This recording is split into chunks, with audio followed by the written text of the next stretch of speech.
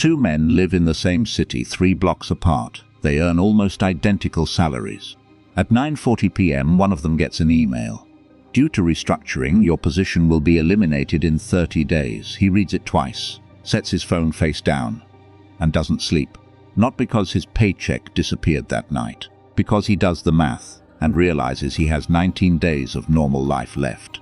3 blocks away, the second man opens a nearly identical email. He reads it once. Then he makes tea, same salary, same warning. Completely different reality. Why? Because financial safety isn't a number on a screen. We've been taught there's a number somewhere above our current income, where fear finally disappears. So people spend 30 years chasing it, only to discover that the number keeps moving. Some reach it, and the fear doesn't disappear. It just gets more expensive. Because most people aren't broke. They're breakable. Their bank account can look healthy, while their entire financial life rests on one support, one employer, one client, one good quarter, one paycheck arriving on time. Remove that support, and the whole structure starts to collapse. Money wasn't what protected the second man. Structure was. And that's what this channel is about. Building the kind of structure that gives you options when everything else changes. If that's the kind of thinking you want more of, subscribe. And Machiavelli learned that lesson the hardest way possible. In 1512, the Medici returned to Florence. The Republic fell, and Machiavelli was dismissed from the government he had served for 14 years, after diplomatic missions to France, Rome, and the imperial court. No warning, no severance package, no position to fall back on, just one decree, and his career was over. Months later, the new regime accused him of conspiracy. He was arrested, imprisoned, and tortured during interrogation. A Medici Pope, Leo X, eventually secured his release. But freedom didn't restore his life. He had lost everything: his office, his income, his influence, his position. He was sent away to a small property in San Castiano outside Florence. By day, he spent time with woodcutters and played cards at the local inn. But at night, something remarkable happened. In December 1513, Machiavelli wrote to his friend Francesco Vettori about his evenings. He would come home and strip off his peasant clothes, covered in dust and dirt. Then he would put on the formal court robes he once wore in government. Then, dressed like that and completely alone, he read the ancient philosophers, as if he still belonged in their world. In that same letter he mentioned that he had written a short book about power and principalities. The book was The Prince, written in exile, written without a position, written with no guarantee anyone would ever read it. Machiavelli never got his office back. He died in June 1527 without returning to public life. The Prince was printed 5 years after his death. He never saw a single reader, but losing everything taught him what comfort rarely does. Getting a position and keeping it are two completely different skills.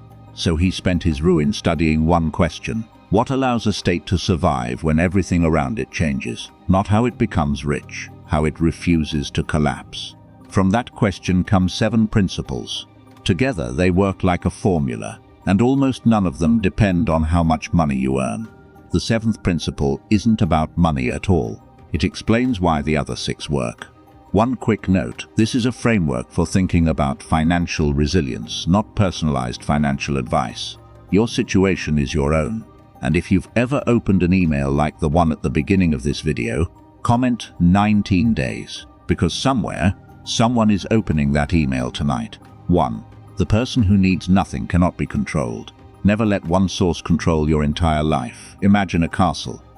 From the outside, it looks impossible to take. Thick walls, armed guards, food stored inside. But the castle has one narrow bridge, and someone else controls it. That castle isn't secure, it's impressive. There's a difference. Most modern careers are built the same way. One paycheck pays the mortgage. The car payment depends on it.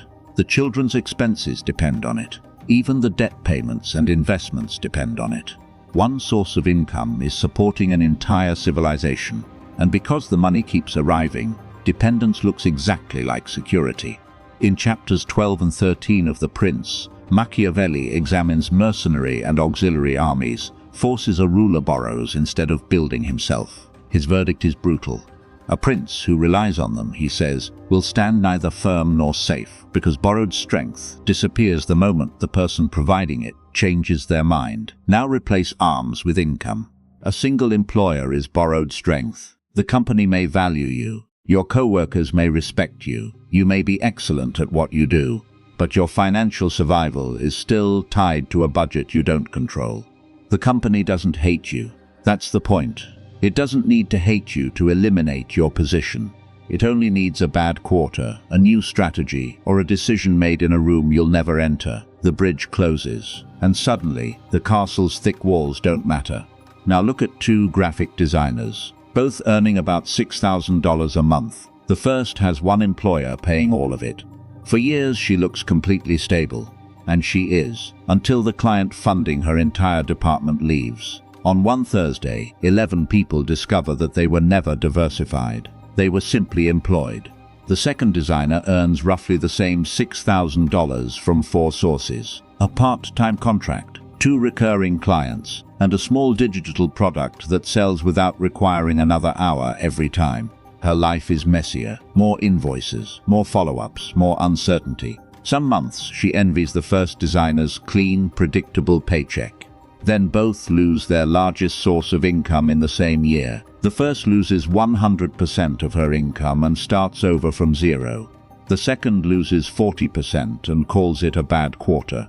Same income, similar skills, completely different architecture. This doesn't mean you need 5 jobs or a life built around side hustles. The goal isn't to make your life busier.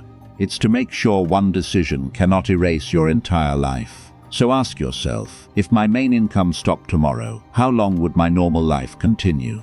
Not how long you could survive by selling everything. How long could the ordinary version of your life keep running? 1 month? 6 months? 2 years? That number may tell you more about your financial position than your salary does. Income creates comfort. Multiple sources create leverage. 2. Your lifestyle is either a cage or a cushion. Make your life cheaper than your income. Picture 2 doors. Behind the first is a man earning $10,000 a month. Behind the second is a woman earning $6,000. He drives the better car, lives in the better neighborhood, looks wealthy.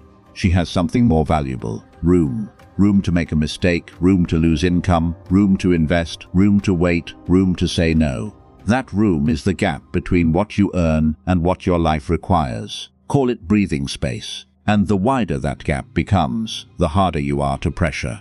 Here's the trap nobody notices. People assume every raise should create a bigger lifestyle. The raise arrives, the apartment gets upgraded, another raise arrives, the car gets upgraded, a promotion arrives, the vacations get upgraded, income climbs. But freedom barely moves because every new dollar was already spent before it arrived. The cage got bigger, it didn't open.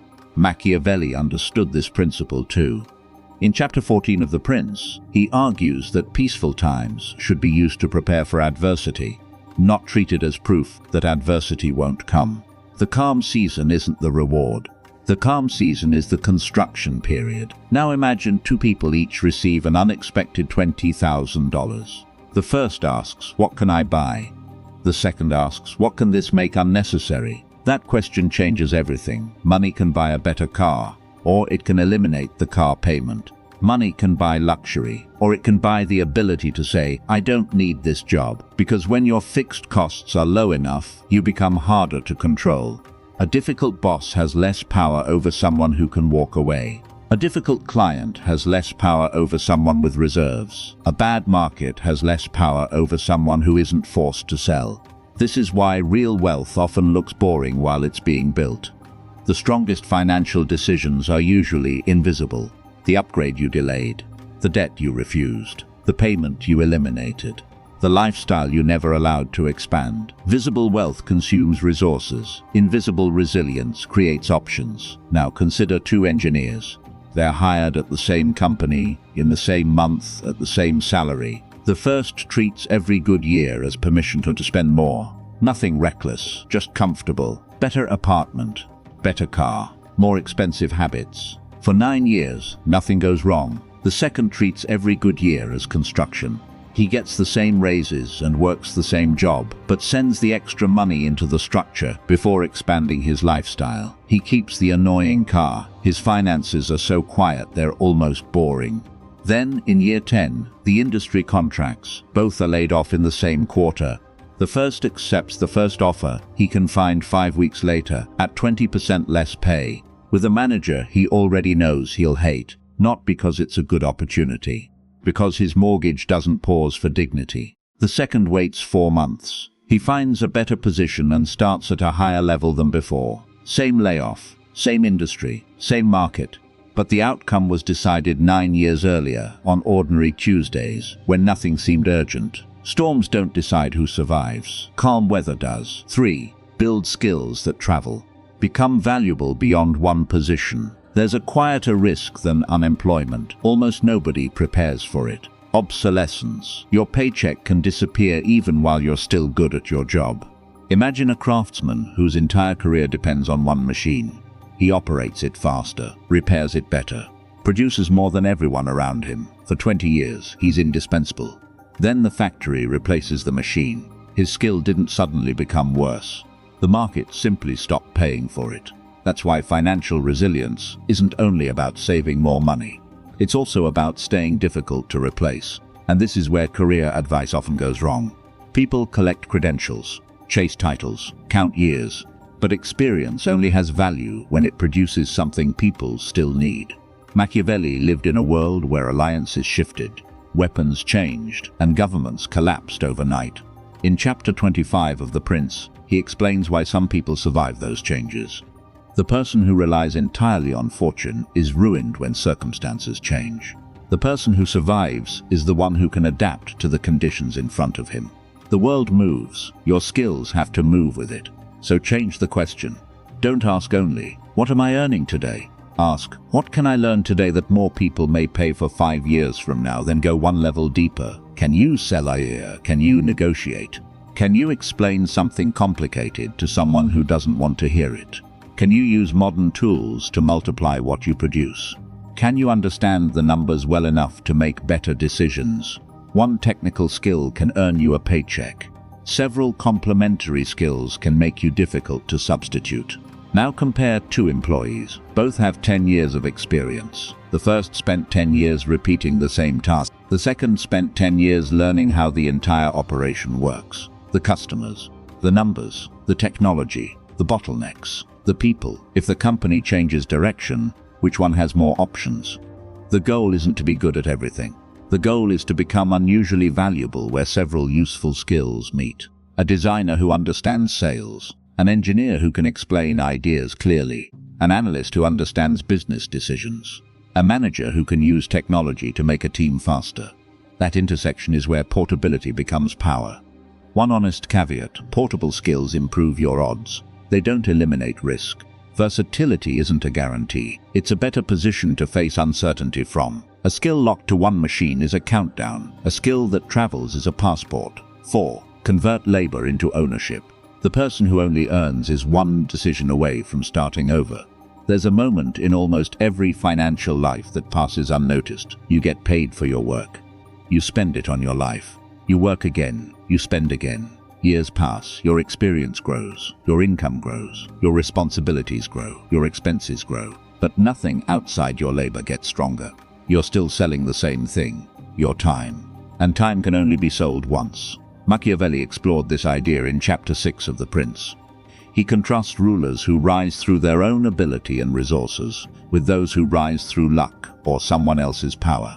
The second group may reach the top quickly, but they often can't stay there. He uses the example of Savonarola, a preacher who persuaded an entire city, then lost everything when people stopped believing him. Machiavelli's conclusion was brutal: unarmed prophets are destroyed. Now translate that into modern financial language. Skill is persuasion. Ownership is leverage. Imagine a tenant who spends 20 years improving a property, repairing the walls, strengthening the gates, deepening the well. Then the owner gives him 30 days' notice. He leaves with none of the value he created. That is how many careers work. You can do excellent work for years, improve the company, grow its reputation, and increase its value, while the entire structure remains legally owned by someone else. So the distinction is simple. Labor produces income. Ownership creates a claim on future value. A salary pays you for what you already did. An asset may continue producing value after today's work is finished. That asset could be equity in a business, a diversified investment portfolio, intellectual property, or a product that can keep selling without requiring a new hour every time. The specific vehicle matters less than the transition. Stop asking only, how can I earn more? Start asking, what can I own that may keep producing value without another hour of my time? Now compare two nurses working at the same hospital, same shifts, similar salaries, same 24 hours in a day. The first is exceptional. She works overtime, earns certifications, and raises her income by 50% over 15 years. But every dollar still requires her body in the building. The second is merely very good. In her fourth year, she buys a small duplex, lives in one unit, and rents the other.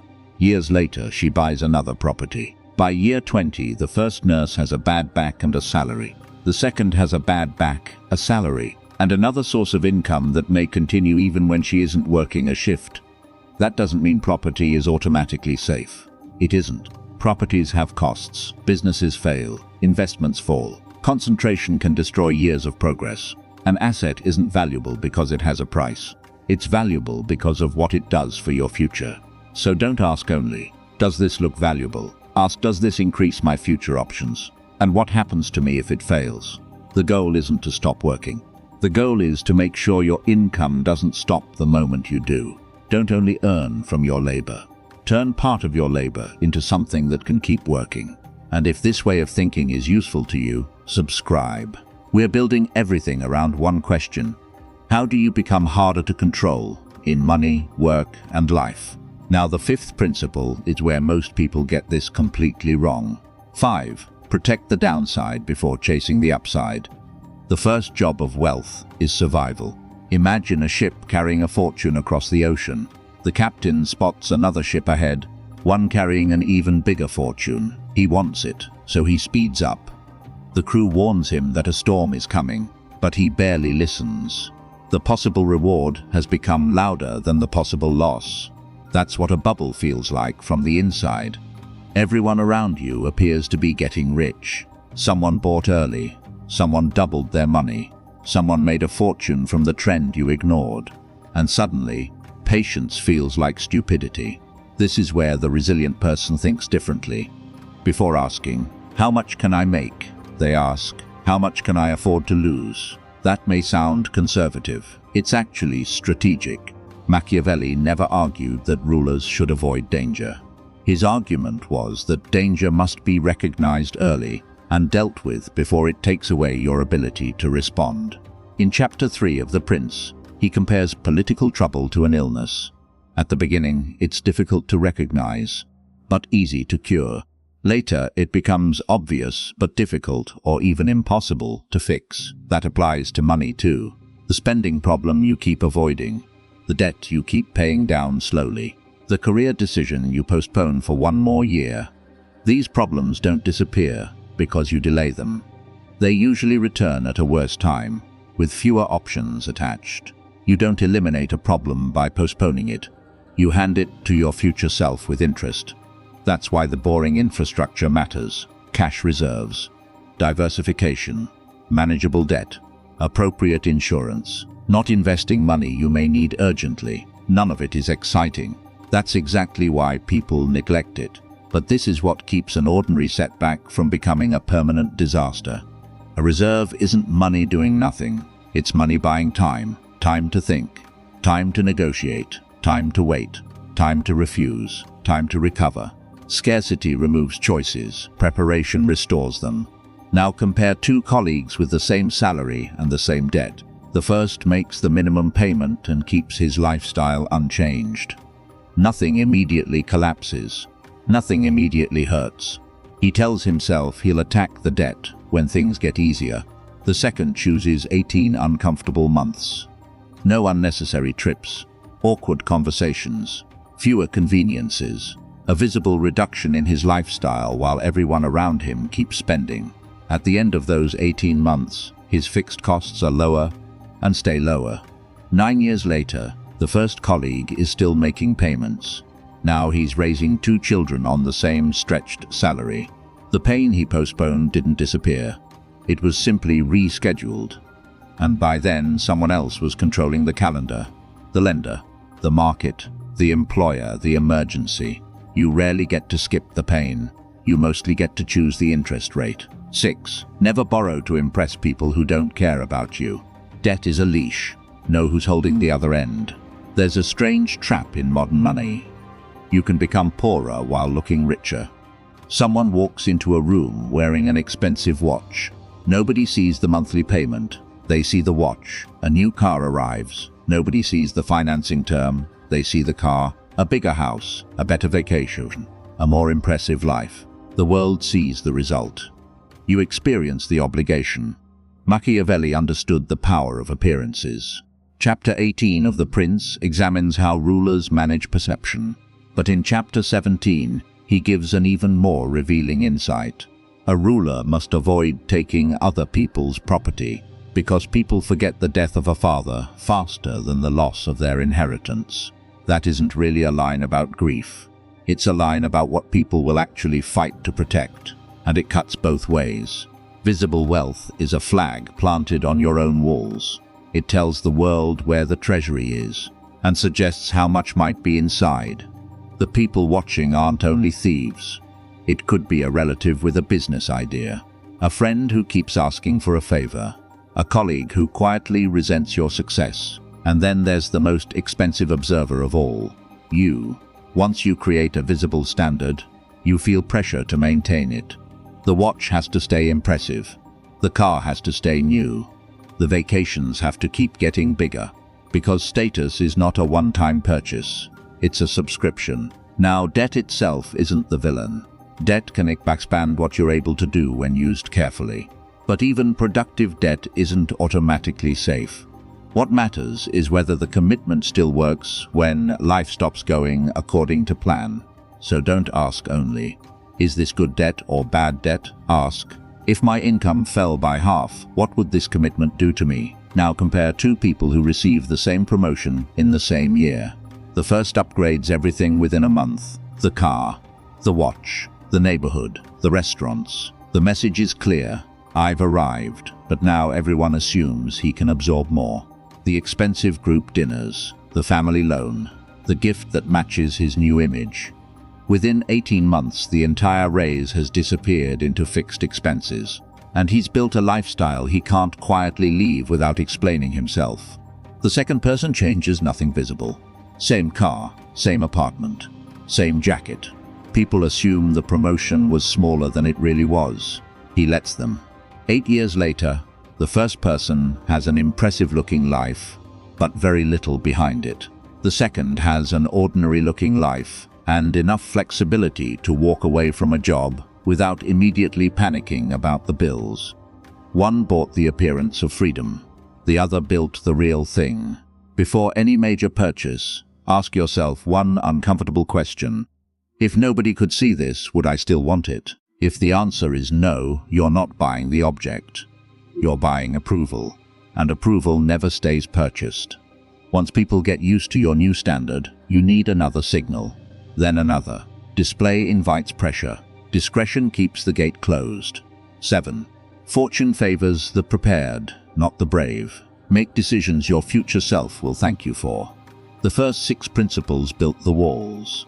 This one determines whether the person inside those walls can stay calm when the storm arrives. Because you can do everything right and still be controlled by money. Not because you lost it, because you're terrified of losing it. Most people assume fear disappears after reaching a certain number.